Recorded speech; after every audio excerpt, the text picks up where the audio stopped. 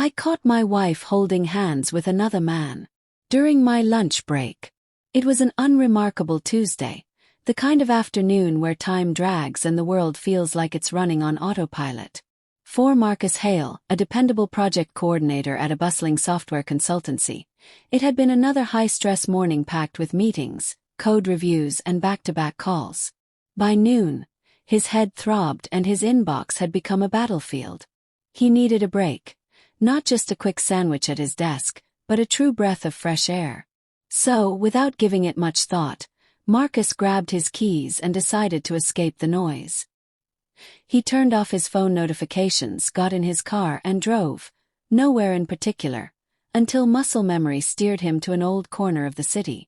Nestled between a florist and a used bookstore was the Willow Bean, a small cafe he hadn't visited in years. It was the place where he and his wife Serena used to spend lazy Sunday mornings back when their love felt effortless and their world smaller.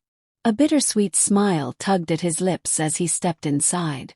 The air smelled of espresso, vanilla, and nostalgia. The barista behind the counter didn't recognize him, but the cafe hadn't changed. Same wooden booths, same low jazz music playing in the background. Marcus ordered a turkey pesto panini and an iced tea before settling into a window seat, hoping to enjoy a rare moment of peace. As he waited, he lazily scrolled through emails, occasionally glancing outside at the foot traffic. The city moved as it always had. But then the familiar became unfamiliar. His eyes froze on a couple across the street, a woman with flowing auburn hair and a patterned blue dress, her hand tucked comfortably into a man's arm. They were laughing, leaning into each other. It was Serena. His Serena.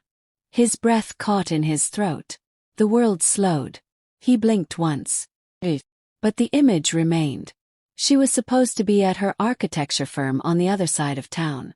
Yet here she was in broad daylight, strolling arm in arm with a man Marcus had never seen before, a tall, well-dressed stranger with an easy smile. The kind of smile Marcus hadn't seen from her in months. They stopped right outside the cafe, their faces just inches apart. Then she did something that shattered his world. She kissed the man's cheek and rested her head briefly against his shoulder. Marcus couldn't hear anything, but the scene played loud in his mind. His stomach knotted. His hands went cold. There was no rational explanation, no innocent story that could justify what he had just seen. Still, something in him whispered, maybe there's more to it. Maybe it's not what it looks like.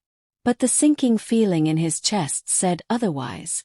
Leaving his untouched food behind, Marcus tossed a few bills on the table and slipped outside, careful to remain unseen. He followed at a distance, heart hammering in his ears. Serena and the man wandered casually into a boutique.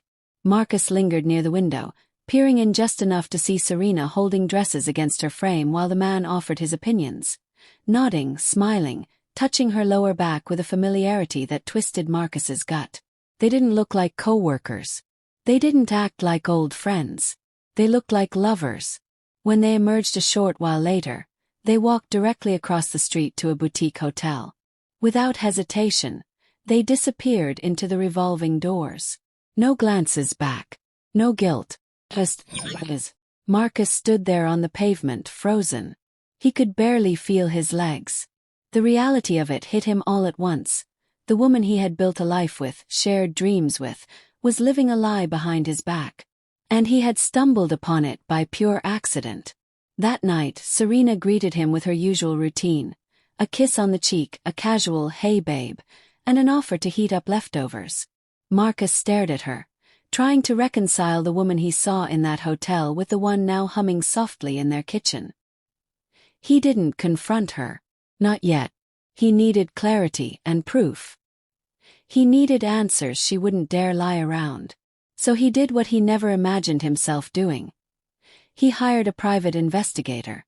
The next few weeks were the hardest of his life. Every time she left the house with a vague excuse or claimed to be swamped at the office, Marcus felt a fresh cut across his chest. But he stayed composed, quiet, watching. When the investigator finally returned with a manila envelope, Marcus couldn't bring himself to open it immediately. He waited until nightfall, until the house was silent.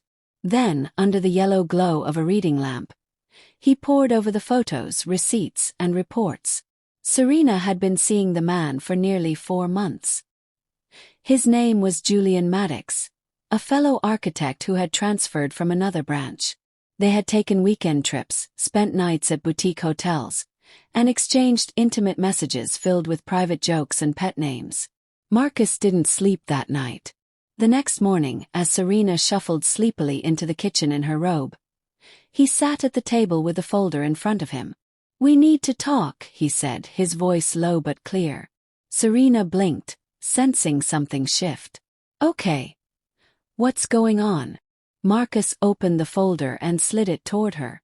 She glanced at it, then slowly began flipping through the contents. Her face drained of color. Her hands trembled. "I can explain," she whispered. "Don't," Marcus said, shaking his head. "Not yet. Just tell me why." She stared down at her lap. "I don't know. It wasn't supposed to mean anything. I didn't plan for this. I was lonely. We've been distant and—" "That's not an excuse," Marcus said quietly. "You could have talked to me. You could have left me. Instead you lied. 4 months. Serena's tears came quickly, but Marcus felt nothing but a dull ache, like a fire that had already burned everything and left only ash. He packed a bag that night and stayed at a friend's place. Within days he filed for divorce. The betrayal was too deep, too personal. And though Serena begged for forgiveness, through texts, voicemails, even tearful visits to his office, Marcus never went back. The home they had shared felt haunted by memories and deception. Over time, Marcus began the slow work of rebuilding. He immersed himself in work, started hiking on weekends, joined a photography group, rediscovering the parts of himself that had been buried in the routines of marriage. It wasn't easy. Some nights were unbearable, but each day hurt a little less. One crisp autumn afternoon, while taking photos in a park, Marcus watched a father twirl his daughter beneath the golden trees, laughter echoing in the wind. Something stirred inside him, not sadness but hope, a sense that maybe life hadn't ended, but merely changed course. And in that moment he smiled, genuinely, for the first time in a long while. Marcus's story wasn't one he ever wanted to tell, but it became one of endurance, clarity, and ultimately healing. In losing a love he thought was forever, he found the strength to choose himself again, and that, perhaps, was the beginning of something far more honest.